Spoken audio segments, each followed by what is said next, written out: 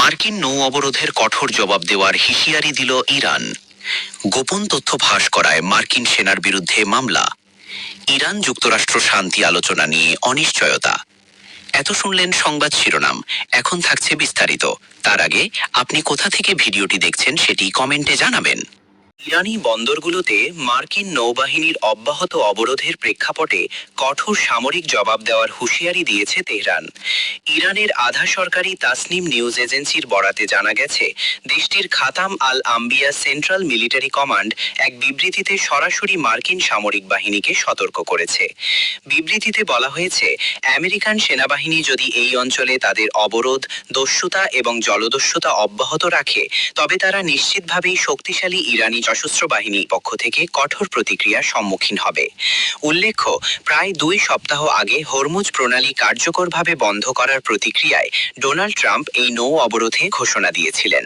ওয়াশিংটনের পক্ষ থেকে তেহরানকে একটি শান্তি চুক্তিতে বাধ্য করার উদ্দেশ্যে এই পদক্ষেপ নেওয়া হলেও বাস্তবে তা খুব একটা কাজে আসেনি।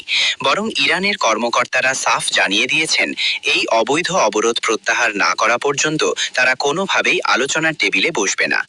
এই ক্রমবর্ধমান উত্তেজনার পারস্য উপসাগরীয় অঞ্চলে একটি সম্ভাব্য সামরিক সংঘাতের আশঙ্কা তৈরি হয়েছে। ইরানের সামরিক নেতৃত্ব মনে করছে, যুক্তরাষ্ট্রের এই অবরোধ তাদের সার্বভৌমত্বের ওপর সরাসরি আঘাত।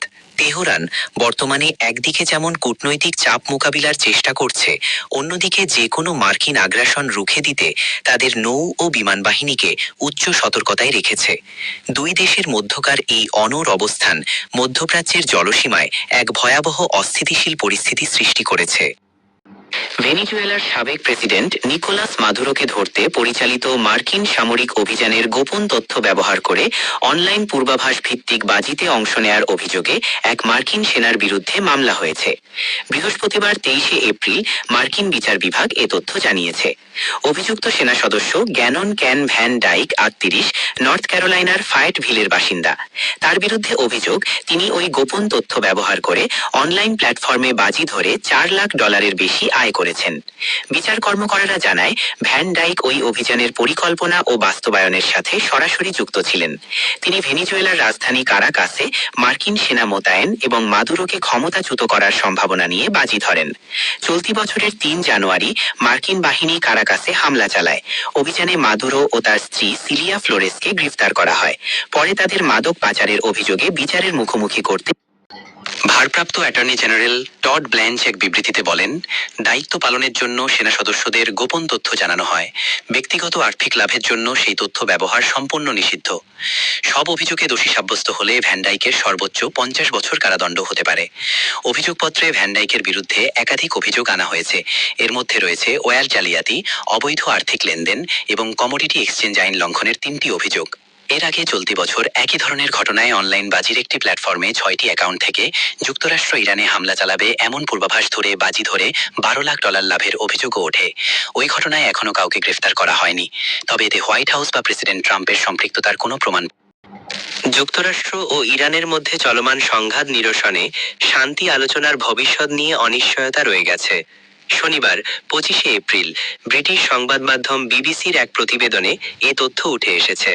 এতে বলা হয়, মঙ্গলবার এই দুই দেশের মধ্যে আলোচনা অনুষ্ঠিত হওয়ার কথা থাকলেও ইরানের বন্দরগুলোতে মার্কিন অবরোধের কারণে ক্ষুব্ধ হয়ে তেহরান আলোচনায় অংশ নিতে অস্বীকৃতি জানায়।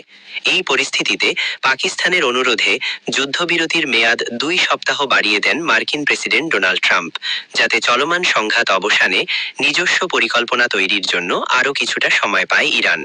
হোয়াইট হাউসের প্রেস সেক্রেটারি ক্যারোলিন লেভিট জানিয়েছেন, সম্প্রতি ইরানের পক্ষ থেকে যোগাযোগ করা হয়েছে এবং আলোচনার পথে কিছুটা অগ্রগতিও হয়েছে। এই সংকট নিরসনে মার্কিন প্রতিনিধি দলের সদস্য স্টিভ উইটকফ এবং জ্যারেড কুশানারের পাকিস্তানে যাওয়ার কথা রয়েছে। তবে তারা সেখানে কতটুকু সফল হবেন তা নিয়ে বড় ধরনের সংশয় রয়ে গেছে। ইরানের পররাষ্ট্রমন্ত্রী আব্বাস আরাগচি ইসলামাবাদে পৌঁছে স্পষ্ট করেছেন যে তিনি মূলত পাকিস্তানের সঙ্গে দ্বিপাক্ষিক আলোচনার জন্য সেখানে এসেছেন এবং যুক্তরাষ্ট্রের সঙ্গে সরাসরি কোনো আলোচনায় তিনি অংশ নেবেন না। এর অর্থ হলো, ইরান কোনো বার্তা পাঠাতে চাইলে তা পাকিস্তানের মধ্যস্থকারীদের মাধ্যমেই পৌঁছাতে হবে। তাই এই পরোক্ষ যোগাযোগের মাধ্যমে দ্রুত কোনো বড় ধরনের সাফল্যের সম্ভাবনা খুব কম বলেই মনে করছেন বিশ্লেষকরা। এদিকে প্রেসিডেন্ট ট্রাম্প দাবি করেছেন যুদ্ধ অবসানে চুক্তির জন্য তিনি তাড়াহুড়ো করছেন না।